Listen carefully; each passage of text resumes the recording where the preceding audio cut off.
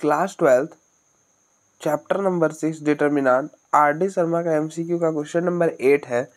If DK equal to this and summation n varies from 1 to n DK equal to 48 तो then n equals, तो n क्या होगा।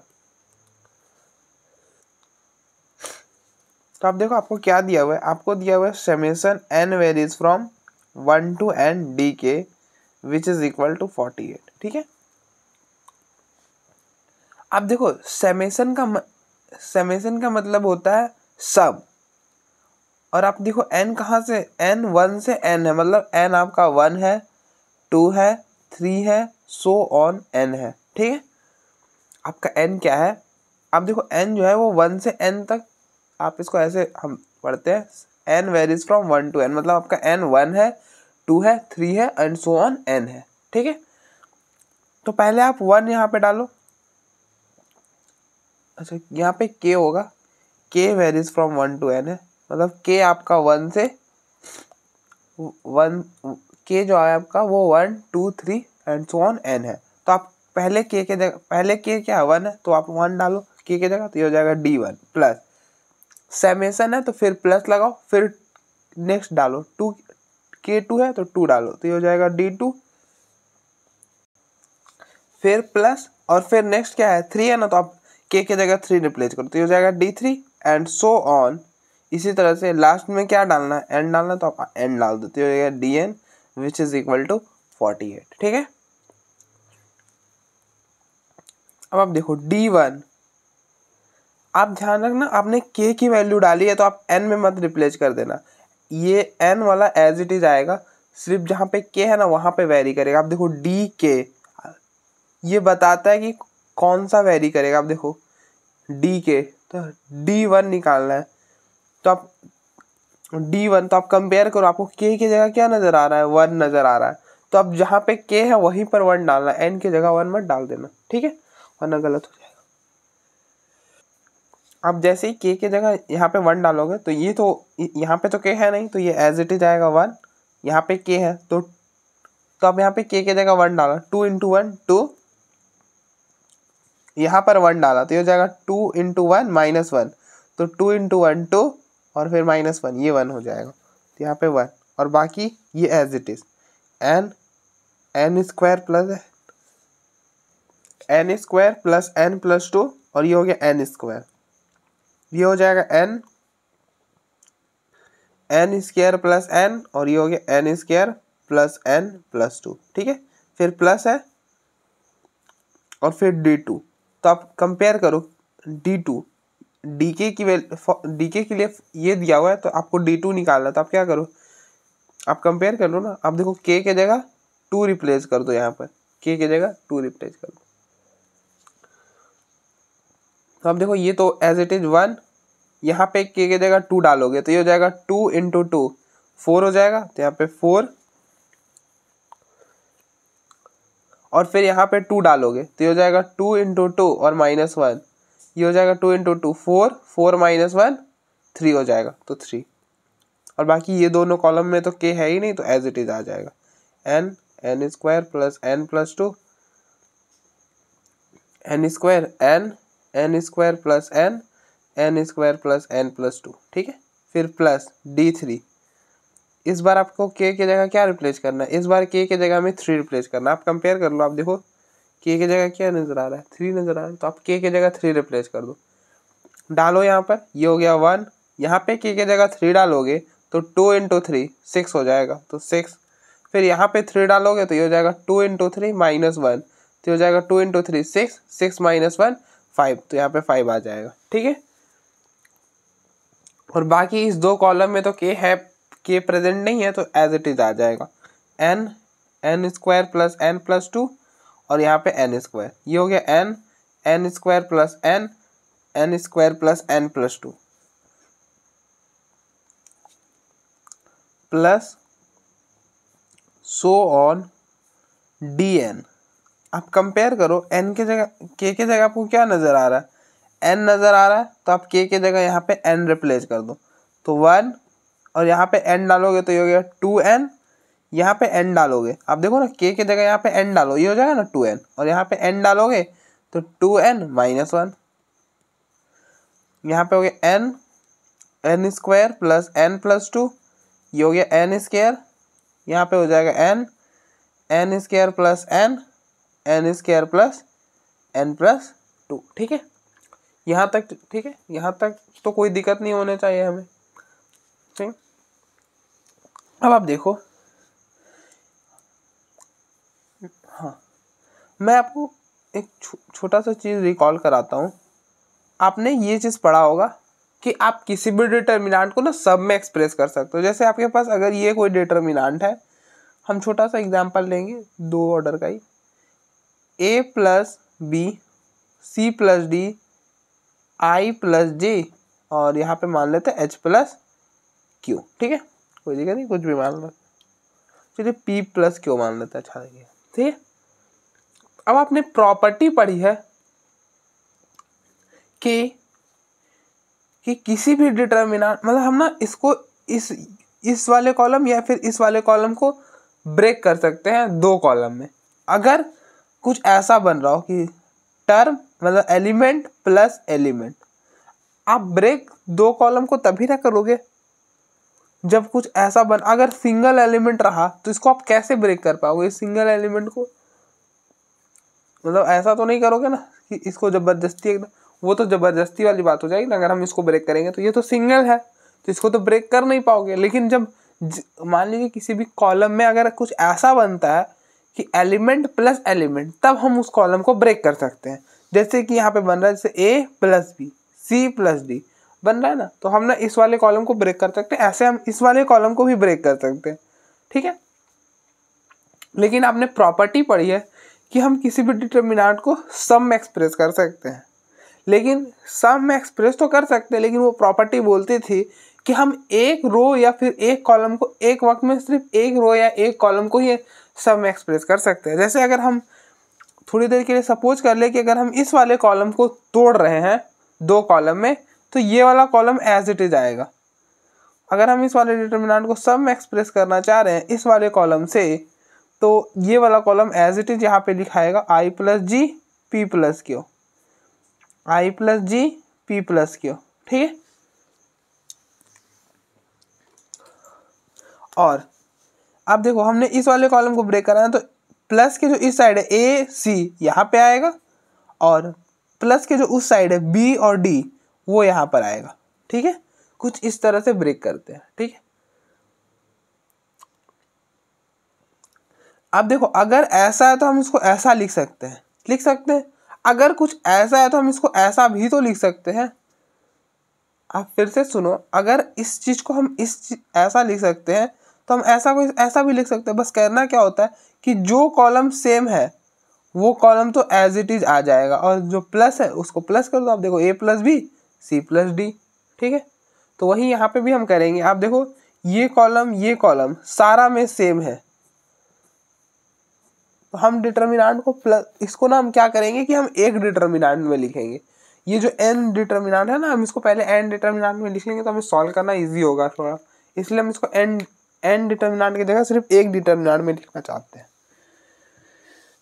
तो आप देखो ये 2 डिटर्मिनेंट थे, हम इसको एक डिटर्मिनेंट में लिखना चाहते हैं। तो क्या कर रहे हैं कि जो कॉलम सेम है दोनों में वो तो एज इट इज आएगा, और बाकी प्लस a प्लस b ऐसा होते जाएगा। ठीक है, c प्लस d और रहता तो और होता, लेकिन हमने सिर्फ 2 ही का एग्जाम्पल लिया ना, इसलिए खत्म हो गया यहाँ पर। आप देखो,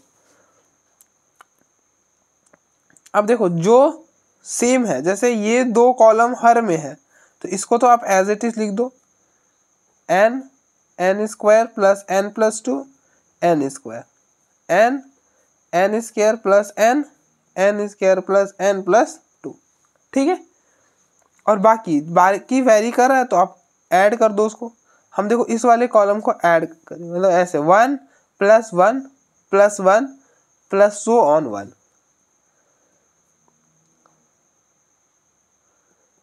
अब आप ऐसा मत करना ये समझ के कि अगर सेम है तो एज इट इज आ जाएगा। आप देखो ना, एक कॉलम या फिर एक रो को सब में एक्सप्रेस मतलब तोड़ते हो। ठीक है, आप जैसे हमने इस वाले कॉलम को तोड़ा है ना, तो यहाँ पे a प्लस बी आएगा। ऐसा नहीं होगा कि यहाँ पे 1 1 है तो 1 ही एक ही 1 आ जाएगा, नहीं, इस वाले कॉलम में ऐसे ऐड होगा 1 + 1 फिर +1 फिर सो ऑन +1, क्योंकि अगर हम इस वाले कॉलम को मर्ज कर रहे हैं ना तो फिर मर्ज करेंगे, मतलब ऐसा नहीं करेंगे कि एक एलिमेंट, सबको ऐड करके लिखेंगे। जैसे हमने इसको एक्सप्रेस करा था सब में, हम इसको मर्ज कर रहे हैं, वापस से एक साथ ला रहे हैं। तो अब देखो इस वाले केस में हमने ब्रेक करा था ना, तो जब हम मर्ज करेंगे तो क्या करेंगे, a + b c + d add करेंगे। जिस कॉलम से हम मर्ज करना चाहते हैं, मतलब उसी कॉलम से मर्ज करते हैं ना जो कॉलम वेरी कर रहा है। अब देखो ये वाला कॉलम a + c था, ये वाला b d था, ये दोनों कॉलम तो सेम था, तो इसलिए हम इस वाले कॉलम से मर्ज कर रहे हैं। तो आई होप आपको एक आइडिया लग रहा होगा, ऐसे हम ज़्यादा कन्फ्यूज आपको नहीं करते हैं। नेक्स्ट अब ऐड करो, देखो 2 + 4 + 6 + so on 2n, 2 + 4 + 6 + so on 2n, फिर 1 + 3 + 5 + so on 2n - 1, 1 + 3 + 5 + so on 2n - 1, ठीक है।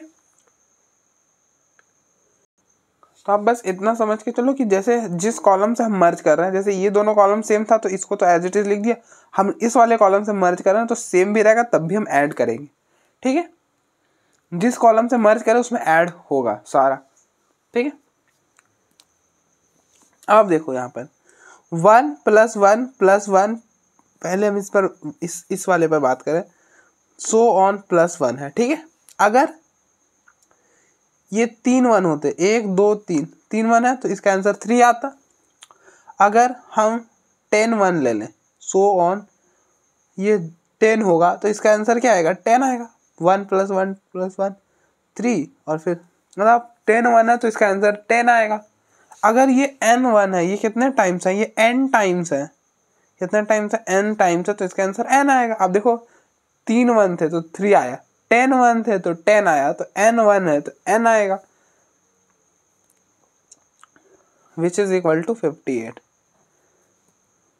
ये देखो, तो यहाँ पे n आएगा, ठीक है।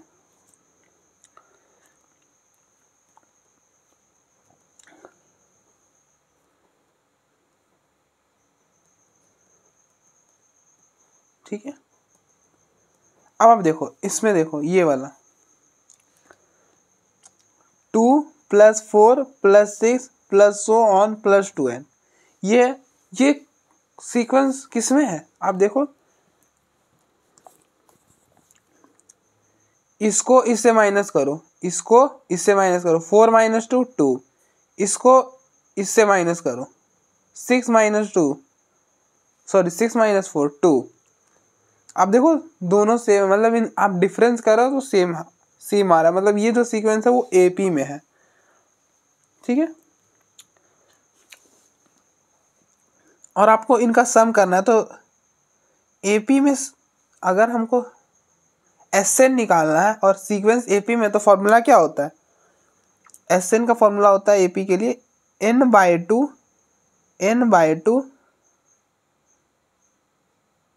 2a + n - 1d, यही फॉर्मूला होता है, n/2 2a + n - 1d। अब देखो ये कितने नंबर ऑफ टर्न्स है, ये n नंबर ऑफ टर्न्स है, ठीक है। तो यहाँ पे n तो n ही रह जाएगा, और a क्या है, a होता है फर्स्ट टर्म है 2, तो 2 हो गया, प्लस n - 1, और d होता है कॉमन डिफरेंस हम कैसे निकालते हैं, सेकेंड टर्म को फर्स्ट टर्म से माइनस करो, सेकेंड टर्म ये है, माइनस करो फर्स्ट टर्म से, फर्स्ट टर्म 2 है तो 4 - 2 2, तो कॉमन डिफरेंस 2 हो गया, तो हो गया n/2। अब देखो 2 × 2 4, अब मल्टीप्लाई करो, देखो 2n - 2, तो हो जाएगा n/2, और ये हो गया 2n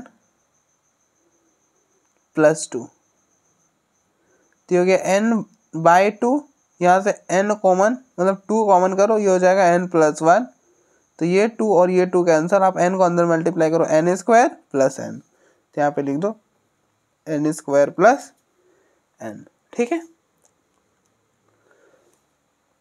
नेक्स्ट आप इसको सॉल्व करो। नेक्स्ट क्या है, 1 + 3 + 5 + so on + 2n - 1, ठीक है। अब आप देखो ये सीक्वेंस किस में है, तो आप चेक करो पहले कि क्या ये एपी में है। तो एपी में होने के लिए क्या होना चाहिए कि डिफरेंस सेम होना चाहिए। तो सेकेंड इसको इससे माइनस करो, 3 - 1 2, इसको इससे माइनस करो, 5 - 3 2। हाँ डिफरेंस तो सेम है, डिफरेंस सेम है, तो ये जो सीक्वेंस है ये एपी में है। और एपी मतलब हमको इस सीक्वेंस का सम निकालना है। तो एपी में सम का फॉर्मूला होता है Sn जो होता है वो n/2 a 2a + n - 1d होता है, या फिर इसका एक और फार्मूला होता है n/2 a + l, मतलब a जो होता है वो फर्स्ट टर्म होता है और l जो होता है वो लास्ट टर्म होता है। n तो n ही है क्योंकि नंबर ऑफ टर्म्स n है, आप निकाल सकते हो ऐसे, n ही है। a है first term 1 plus last term है 2n - 1। अब देखो ये टर्म और ये टर्म कैंसिल हो जाएगा, तो Sn हो जाएगा n/2 × 2n, तो 2 से 2 कैंसिल, n² हो जाएगा। यहाँ पे लिख दो n², ठीक है।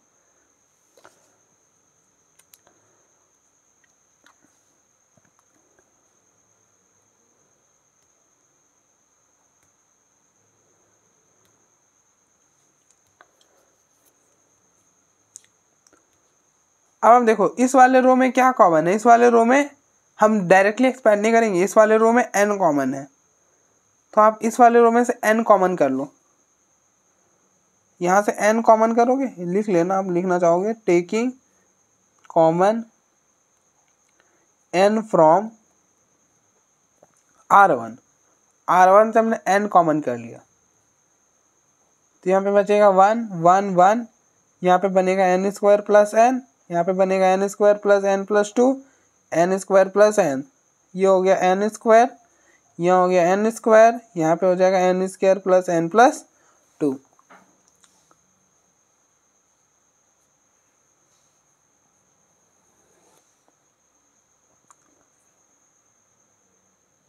अब आप 2 0 बनाओ। 2 0 कैसे बनाएंगे, इसको इससे माइनस करेंगे, इसको इससे माइनस करेंगे, 2 0 बन जाएगा, एक्सपेंड कर देंगे। अप्लाइंग, इसको इससे माइनस करें, ये है C2 ये है C1, तो C2 में C1 को माइनस कर रहे हैं, एंड C3 ये है C3, इसको इससे माइनस करो, तो C3 में C1 को माइनस कर रहे हैं, ठीक है। तो क्या बनेगा, अब देखो C1 C2 और C3 में चेंज कर रहे हो, C1 तो एज इट इज आने वाला है, यहाँ पे n भी था, तो ये हो जाएगा 1 n² + n और प्लस में n, sorry 1 n² + n n²।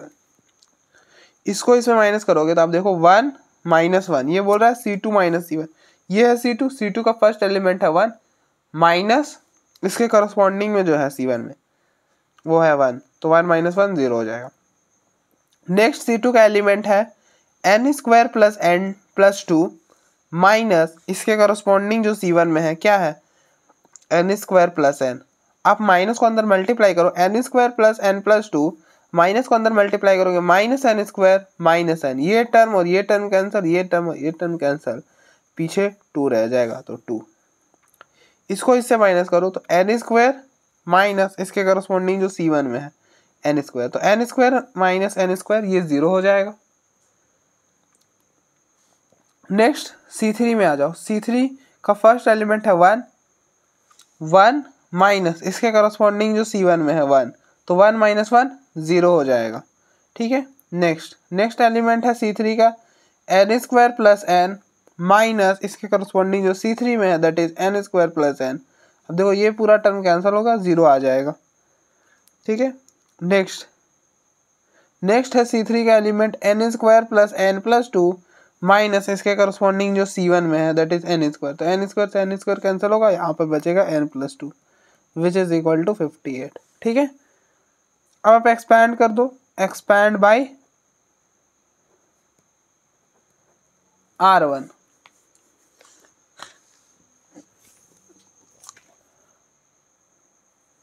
अब देखो R1 का फर्स्ट एलिमेंट क्या है, ये है आपका A11, तो आप इन दोनों का सम करो, 1 + 1 2 हो जाएगा। 2 क्या है, इवन है ना, इवन है तो प्लस आएगा। तो यहाँ पे देखो n × +1 और ये +1 यहाँ पे प्लस आएगा, फिर अल्टरनेटिव प्लस माइनस पर, तो ये तो 0 है ना, तो हम इसे छोड़ देंगे, इसे नहीं लेंगे।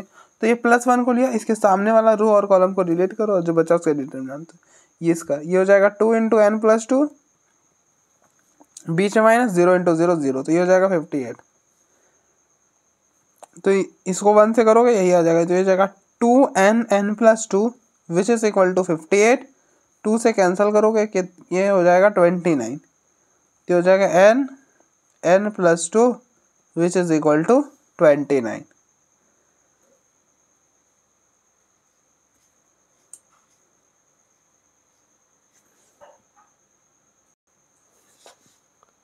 अब देखो क्वेश्चन में हमने थोड़ी सी गलती कर दी, यहाँ पे 48 था और हमने 58 ले लिया, यहाँ पे 48 ही था, 48, ये 48 है, 48। तो आप जब 2 से कैंसिल करोगे तो यहाँ पे हो जाएगा 24, ये हो गया 24, ठीक है। अब हम मल्टीप्लाई करो, ये हो जाएगा n² n + 2 2n, और इसको इधर ले आओ -24 विच इज इक्वल टू 0। अब यहाँ पे मिडिल टर्म स्प्लिट कर दो, तो मिडिल टर्म कैसे स्प्लिट करते हैं, इन दोनों को मल्टीप्लाई करते हैं, हो जाएगा -24 n², इन दोनों को मल्टीप्लाई कर। अब इस 2n को ऐसा ब्रेक करते हैं ना कि उन दोनों का प्रोडक्ट ये बने, तो कैसे ब्रेक करो, ये हो जाएगा 6n - 4n। अगर हम 2n को ये लिख दें तो इन दोनों का प्रोडक्ट आप करो, देखो यही आएगा। तो हम यहाँ पे 2n को ये लिख रहे हैं n² और 2n को लिख रहे हैं 6n - 4n - 24 which is equal to 0। यहाँ से n कॉमन, n + 6, यहाँ से -4 common, n + 6 which is equal to 0। यहाँ से हो जाएगा n - 4 और n + 6 which is equal to 0। तो यहाँ से n की 2 वैल्यूज आई, एक 4 और एक -6 आएगी। इसे तो हम ले नहीं सकते, इसे हम नेग्लेक्ट कर देंगे। क्यों नेग्लेक्ट कर देंगे, क्योंकि जो n होता है ना यहाँ पे नेचुरल नंबर का सेट होता है, मतलब नेचुरल नंबर होता है, और -6 जो है वो नेचुरल नंबर नहीं है, इसलिए हम इसे नेग्लेक्ट कर दिए। तो n की वैल्यू 4 हो गई, तो हमारा ये ऑप्शन होना था, ठीक है। हम देखो एक बार,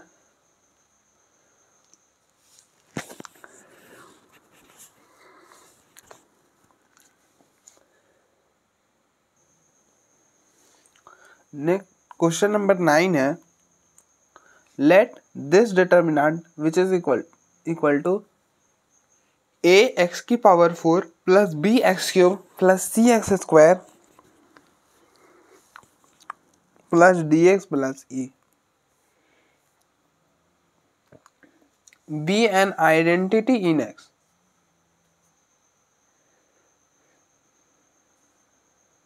where a, b, c, d, e are independent of x, then the value of e। हम देखो हमें e की वैल्यू निकालनी है, जहां पर ये जो चीज है वो इंडिपेंडेंट ऑफ x है, और ये क्या बोल रहा है, be an identity in x। Identity का मतलब हम क्या जानते हैं, अगर कोई इंटीजर का सेट है, अगर कोई इंटीजर का सेट है, इसमें आइडेंटिटी क्या होता है। अगर मैं पूछूं हमारे पास कोई इंटीजर का सेट है और मैं बोलूं कि इसमें आइडेंटिटी क्या होगा, तो इसमें ना आइडेंटिटी 1 होता है। 1 क्यों, 1 ही क्यों आइडेंटिटी होता है। आइडेंटिटी का मतलब होता है उस नंबर या उस क्वांटिटी को आप किसी से भी ऑपरेट कर लो, कोई चेंज नहीं होगा, कोई फर्क नहीं पड़ेगा। जैसे हम इंटीजर का सेट लिए और एक मल्टीप्लिकेशन हम लिए, ठीक है, लेकिन ध्यान रहे 1 आइडेंटिटी तब होता है जब हम मल्टीप्लिकेशन की बात कर रहे हैं। अगर इंटीजर का सेट लिए और एक मल्टीप्लिकेशन ऑपरेशन हम लिए, ठीक है, एक सेट लोगे और एक ऑपरेशन लोगे, तभी आइडेंटिटी मिलेगी। अब जैसे हम इंटीजर का सेट लेंगे और फिर उसके साथ हम एडिशन का ऑपरेशन ले लेंगे, तो फिर हम आइडेंटिटी 1 नहीं मिलेगा, आइडेंटिटी 0 मिलेगा, क्योंकि आप 0 को किसी से भी ऐड करो कोई फर्क नहीं पड़ेगा। 0 को 1 से ऐड करो 1 आएगा, 0 को 2 से ऐड करो 2 आएगा, 0 को 3 से ऐड करो 3 आएगा। उसी तरह से अगर हम इंटीजर का सेट ले और अगर हम मल्टीप्लिकेशन ऑपरेशन ले तो क्या होगा, उस केस में आइडेंटिटी जो आएगा वो 1 आएगा। आप 1 को किसी से भी मल्टीप्लाई कर लो, 1 को 0 के साथ करो, 0 आ जाएगा ना, हम ना 0 को हटा देंगे, ठीक है। आप 1 को 1 से करो 1 आएगा, 1 को 2 से करो 2 आएगा, ठीक है। तो हम इसमें ना 0 को माइनस कर लेंगे मल्टीप्लीकेशन के वाले केस में, ठीक है।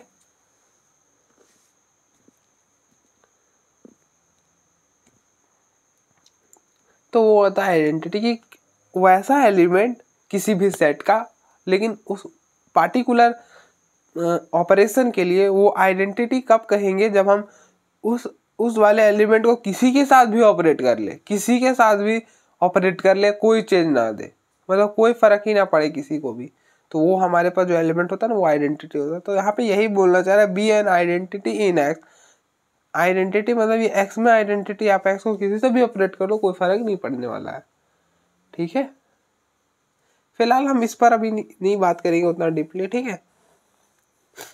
अब सीधा इसको सॉल्व करो, और बोल रहा है कि ए बी सी डी जो और ये जो है ना वो इंडिपेंडेंट ऑफ एक्स है। तो determinant x square plus 3x, x minus 1, x plus 3, x plus 1, minus 2x, x minus 4, x minus 3, x plus 4, 3x, which is equal to a x की power 4 plus b x cube plus c x square plus d x plus e. तो आप क्या करो, इस वाले रो से expand करो,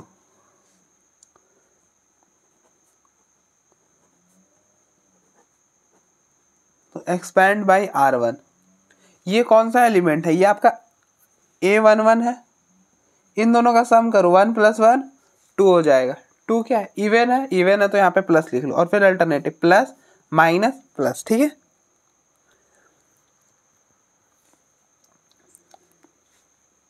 अब आप देखो, आप प्लस लोगे ना, मतलब plus x square plus 3x, यहाँ पे लिखो एक्स स्क्वायर प्लस 3x, ये लिया ना, तो इसके सामने वाला रो और इसके सामने वाला कॉलम डिलीट कर दो। ये है इसका सामने वाला रो और ये है इसका सामने वाला कॉलम, डिलीट कर दो, और जो बचा उसका डिटर्मिनेंट, तो ये बचा है इसका डिटर्मिनेंट, तो -2x × 3x, ये हो जाएगा -6x स्क्वायर, फिर बीच माइनस और इन दोनों का प्रोडक्ट x + 4 × x - 4, ठीक है। फिर इसी तरह से आप ये लो, -x - 1 लो, -x - 1 लिया, इसके सामने वाला रो और कॉलम को डिलीट कर दो, और जो बचा उसका डिटर्मिनेंट, तो ये डिलीट कर दिया, ये सामने वाला रो और कॉलम को डिलीट कर दिया, जो बचा उसका डिटर्मिनेंट, तो ये हो जाएगा 3x × x + 1, बीच में माइनस और इन दोनों का प्रोडक्ट x - 3 × x - 4, ठीक है। फिर प्लस x + 3 और x + 3 के सामने वाला रो और कॉलम को डिलीट कर दो, और जो बचा उसका डिटर्मिनेंट, तो ये हो जाएगा x + 1 × x + 4, x + 1 × x + 4, बीच में माइनस और फिर इन दोनों को -2x × x - 3, ठीक है, which is equal to this, इसके बराबर है ax की power 4 plus bx cube plus cx square plus dx plus e, ठीक है। अब ये हो गया x स्क्वायर प्लस 3x, ये हो गया -6x स्क्वायर। अब देखो यहाँ पे बन रहा है, क्या बन रहा है, यहाँ पे फॉर्मूला बन रहा है a - b × a + b। अब देखो a + b × a - b, तो a + b × a - b क्या होता है, ये होता है a² - b², यही होता है। तो यहाँ पे हो जाएगा x², तो मतलब x + 4 × x - 4, ये हो जाएगा x² - 4 का स्क्वायर, और ये हो जाएगा x² - 16, ठीक है। अब यहाँ पे माइनस पहले गया है, तो आप माइनस मल्टीप्लाई करो, ये हो जाएगा -x² और माइनस में 16, ठीक है, ये चीज़ हो जाएगा। फिर बीच में माइनस, ये हो गया x - 1, यहाँ पे मल्टीप्लाई करो, ये हो जाएगा 3x² और प्लस 3x को 1 से, ये 3x, फिर माइनस इसको, ये हो गया -x² -4x, और माइनस ये आ गया +4x, -3x और यहाँ पे माइनस पहले गया तो +3x, और 3 इंटू -4 +12 और माइनस पहले का तो प्लस -12 हो जाएगा। ठीक है,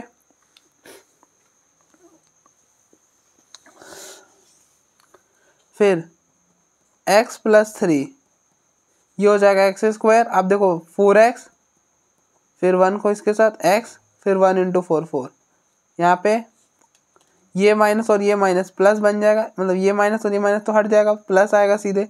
तो 2x इंटू एक्स ये हो जाएगा 2x² और 2x इंटू -3 ये हो जाएगा -6x।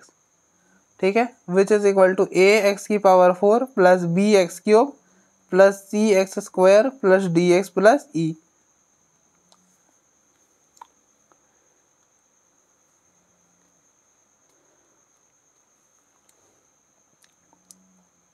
ये हो जाएगा x² प्लस 3x। आप पहले सॉल्व करो अच्छा से, उसके बाद हम बात करेंगे इस पर। ठीक है, ये हो जाएगा -7x², ये हो जाएगा -16 माइनस x - 1 ये हो जाएगा 3x² माइनस x², 2x²। अब देखो 4x प्लस 3x 7x और 7x प्लस 3x 10x और यहाँ पे हो गया -12। ये हो गया x + 3, ये हो गया x² प्लस 2x 3x²,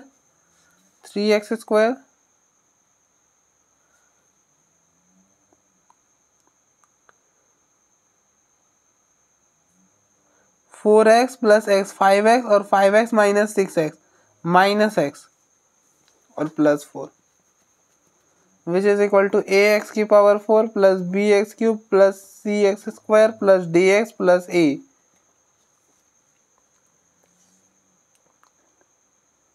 अगर हम चाहते हैं ना तो आपको डायरेक्ट आंसर बता सकते हैं। अब देखो हम डायरेक्ट बता देते हैं, ठीक है, फिर भी हम सॉल्व करेंगे, ऐसा नहीं कि हम यहाँ पे बीच में छोड़ देंगे, हम फिर भी सॉल्व करेंगे पूरा। अब देखो ई के साथ क्या है, x का कोई भी पावर नहीं है, x की पावर 0 है, मतलब कांस्टेंट वाला टर्म आपको इक्वेट करना है। आप देखो यहाँ पे किसी के साथ ही मल्टीप्लाई करो, देखो इसको करोगे तो x आएगा, इसको करोगे तो x आएगा, इसको करोगे तो x आएगा, इसको करोगे तो x आएगा, आएगा ना। x की कुछ भी पावर आएगी x तो आएगा, कांस्टेंट तो नहीं आएगा। अगर आप x को इस पूरे से करोगे x आएगा, इससे करोगे तो यहाँ पे आएगा, यहाँ पे आएगा, यहाँ पे नहीं आएगा। तो यहाँ पे आप देखो -1 इंटू -12 -1 इंटू -12 12 और 12 -1 12 माइनस यहाँ पे माइनेगा -12। तो एक कांस्टेंट हमको यहाँ पे मिलेगा और एक यहाँ पे मिलेगा 3 इंटू 4, बस यही कांस्टेंट मिलेगा +12। आई होप आपको समझ में आया होगा मैंने क्या कहा। हमने कुछ भी नहीं करा। अब देखो यहाँ पे क्या हो रहा है, यहाँ पे हमें ई की वैल्यू निकालनी। ई हम यहाँ पे क्या करेंगे, इसको सॉल्व करेंगे और फिर इसको इससे कंपेयर कर लेंगे। ठीक है, कंपेयर करेंगे कोफिशिएंट्स को। तो ई क्या है, ई जो कोफिशिएंट वो क्या है, वो कांस्टेंट है ना। तो आप देखो इसको किसी से भी मल्टीप्लाई करो, यहाँ पे तो कोई कांस्टेंट आने वाला नहीं, आप करके देखना, अभी हम करके दिखाएंगे आपको। उसके बाद अगर हम इस -1 को -12 के साथ मल्टीप्लाई करें तभी कांस्टेंट आएगा, दैट इज -12। -1 को करा -12 के साथ +12 और यहाँ पे माइनस था तो -12 आ गया। और यहाँ पे आप x को इससे करो, नहीं आएगा कांस्टेंट, इससे करते जाओ नहीं आएगा, बस यहाँ पर आएगा 4 इंटू 3 12 आ गया। तो -12 और +12 ये कैंसिल होके फाइनली 0 आएगा। तो ई की वैल्यू जो होगी ना वो ये आएगा, 0 आएगा। ठीक है, आई होप आपको ये चीज़ समझ में आया होगा, क्योंकि हमें ये भी सीखना है, क्योंकि अगर MCQ आता तो हम इतना लंबा तो सॉल्व नहीं करने वाले ना। तो आपको कांस्टेंट अगर निकालना है ना तो आप ऐसा समझो कि आप जहाँ जहाँ x है ना वहाँ 0 पुट कर दो, जहाँ जहाँ x है वहाँ 0 पुट कर दो, ई की वैल्यू आपको मिल जाएगी। ऐसे भी आप कर सकते हो, करके देखना, क्योंकि आपको ई निकालना है जहाँ पे x की पावर 0 है। तो जहाँ जहाँ x क्या है, x 0 है ना, मतलब x होना ही नहीं चाहिए, ई का मतलब x होना ही नहीं चाहिए। तो आप x को 0 पुट कर दो, आप देखना ई निकालना 0 आएगा। ठीक है, वो भी हमारे पास टेक्निक होती है। फिलहाल हम मल्टीप्लाई करते हैं, पूरा ही सॉल्व करेंगे। किसी को नहीं भी समझ में आएगा तो वो पूरा सॉल्व करेंगे तो समझ में आ जाएगा। अब देखो मल्टीप्लाई करो, ये हो जाएगा -7x⁴, यहाँ इससे ये हो जाएगा -16x², ये हो जाएगा 3x इंटू -7x², ये हो जाएगा -21x³। इसको इससे करोगे ये हो जाएगा -48x। ठीक है, फिर यहाँ पे माइनस एक्स इंटू दिस, ध्यान रखना माइनस है बाहर, तो x इंटू 2x², 3x², यहाँ पे माइनस है तो माइनस 3x²। अब देखो माइनस पहले से लगा के रख रहे हैं, माइनस अंदर हम मल्टीप्लाई कर रहे हैं, ठीक है। अब बोलना मत कि माइनस कहाँ से आ गया, x into 10x, 10x² minus था तो 10x², ठीक है। फिर हमने माइनस लगा दिया क्योंकि ये माइनस चल रहा है अभी तक। Minus 12x into x, minus 12x, minus यहाँ पे था तो प्लस 12x हो जाएगा, ठीक है। फिर इसको इसके साथ, अब देखो ये माइनस और ये माइनस प्लस हो गया, तो अब वो झंझट नहीं, पूरा एज इट इज लिख दो, 2x² प्लस 10x माइनस 12। हमने क्या करा, हम इस -1 को इस पूरे से मल्टीप्लाई करते हैं, ये -1 और ये माइनस प्लस हो जाएगा तो आपस में पूरा यही आ गया, ठीक है। फिर यहाँ पे करो, ये हो जाएगा x² x इंटू 3x², ये हो जाएगा 3x³, इसको x से करोगे -x², और यहाँ पे हो जाएगा 4x, ठीक है। फिर यहाँ पे इसको 3 से करो, ये हो जाएगा 9x², 9x², 3 into 3x², 9x², ये हो जाएगा -3x, और ये हो गया +12। ये 3 टर्म, ये 3 टर्म, फिर यहाँ पे ये 3 टर्म, ये 3 टर्म, और ये 4 टर्म, ठीक है ना। हाँ ठीक है, सारा कुछ आ गया। ये हो गया ax⁴ plus bx³ plus cx² plus dx plus e, ठीक है। अब देखो जो टर्म कैंसिल हो रहा है ना उसे पहले कैंसिल कर लो। अब देखो -12 प्लस 12 कैंसिल हो जाएगा, और बाकी कुछ कैंसिल नहीं हो रहा है।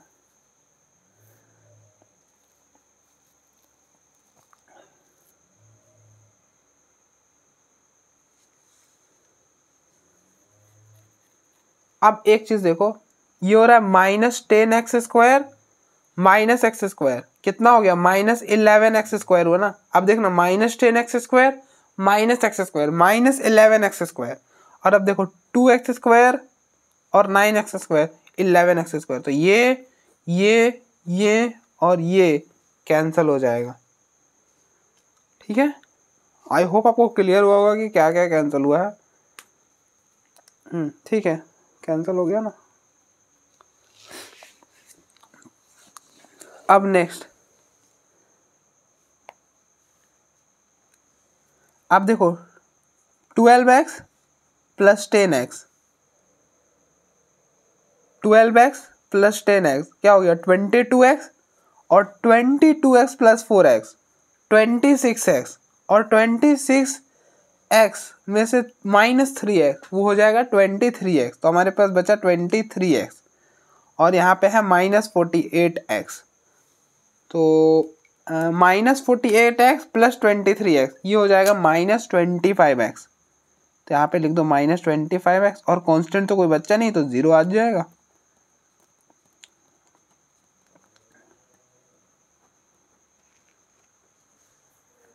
ठीक है, तो इधर से खाली केवल बचा है 3x³ बचा है, और इधर से -3x² बचा, बाकी सारा हो गया। तो अब देखो -7 की x⁴ तो आएगा ही आएगा, क्योंकि x⁴ तो है नहीं। अब सिर्फ क्यूब वाला, तो -21 x³ और यहाँ पे है 3x³ क्या हो जाएगा, -21 और +3 -18 x³। इधर हो गया ना, ये हो गया, ये हो गया, ये हो गया, ये हो गया, ये हो गया, हाँ सारा हो गया इधर का, इधर भी सारा हो गया, बस 3x²। अब देखो -16x² -3x², ये हो जाएगा -19x²। अब आप कंपेयर कर लो, अब देखो a की वैल्यू क्या है, -7 है, b की वैल्यू -18 है, c की वैल्यू -19 है, d की वैल्यू -25 और e की वैल्यू 0। तो हमें e की वैल्यू निकालने से दैट इज 0, वो तो मैंने आपको शुरू में बता दिया था। और मैंने एक टेक्निक क्या बताया था कि आप x को 0 रखो, e की वैल्यू मिल जाएगी। आप रख लो ना, यहीं पर 0 रख लो, e की वैल्यू देखना आप 0 ही आएगा। यहाँ पे रखो 0, यहाँ पे 0, यहाँ पे 1, यहाँ पे -3, यहाँ पर -1, यहाँ पर -2, सॉरी यहाँ पे तो 0 आएगा, x की वैल्यू 0 रख रहा है, 4 आएगा, यहाँ पे 3, यहाँ पे -4, यहाँ पे 0। अब देख लो, ये स्क्यू सिमेट्रिक मैट्रिक्स बन गया। आप देखो ये स्क्यू सिमेट्रिक मैट्रिक्स बन गया, और इसका ऑर्डर भी ऑड है।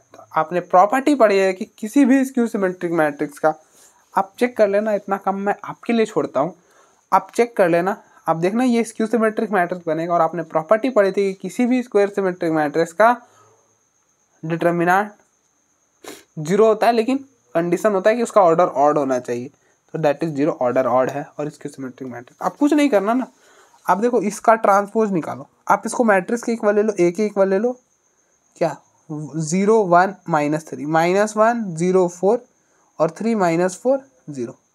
अगर ए ट्रांसपोज -a के इक्वल आ गया तो आपका जो सिमेट्रिक मतलब ये जो मैट्रिक्स होगा वो स्क्यू सिमेट्रिक होगा। आप ट्रांसपोज निकाल दो। ट्रांसपोज कैसे निकालोगे, रो को कॉलम में एंटर, ये रो है इसको कॉलम में, 0 -1 3 1 0 4 3 -4 0, ठीक है। अब आप इसमें से माइनस कॉमन करो, माइनस कॉमन करोगे तो बनेगा 0 1 -3 -1 0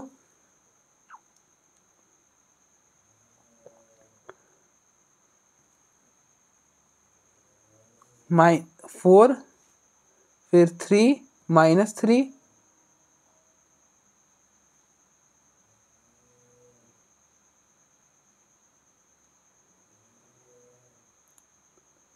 ये हो गया -4 0। तो आप देख रहे हो ये ए के ही बराबर है, तो मतलब ए का ट्रांसपोज -a के इक्वल आ गया। तो ये जो मैट्रिक्स है वो स्क्यू सिमेट्रिक मैट्रिक्स। और आपने प्रॉपर्टी पढ़ेगी किसी भी स्क्वायर सिमेट्रिक मैट्रिक्स का डिटर्मिनेंट 0 होता है, कंडीशन होना चाहिए कि उसका जो ऑर्डर है वो ऑड होना चाहिए, तो है ऑर्डर ऑड, ठीक है। तो आप देखो एक बार, थोड़ा सा टाइम टेकिंग था लेकिन कोई नहीं, हमें सीखना है। हम चाहते तो इसको यहीं पर यही वाला बढ़ जाता है, डायरेक्ट खत्म हो जाता क्वेश्चन, लेकिन हमने पूरा सॉल्व करा है क्योंकि आपको मेहनत ना करना पड़े, आपको ज़्यादा सोचना ना पड़े कि अगर हम ऐसा सॉल्व करते तो क्या फ़र्क पड़ता है, ऐसा करते तो क्या फ़र्क। मैंने सारे कंडीशंस बताए। अब देखो हमने यहाँ पे बीच में बताया कि हम सीधा कंपेयर कर लिए कांस्टेंट का कोफिशिएंट। दूसरा मैंने आपको बताया कि आप 0 रख दो एक्स की जगह तो आपको ई की वैल्यू मिलेगी। और तीसरा तो हम जानते हैं कि एक्सपैंड करो सॉल्व करो, जो कि लेंथी प्रोसेस है, हम बिल्कुल ऑप्ट नहीं करेंगे ये वाला मेथड, ठीक है। तो आप देखो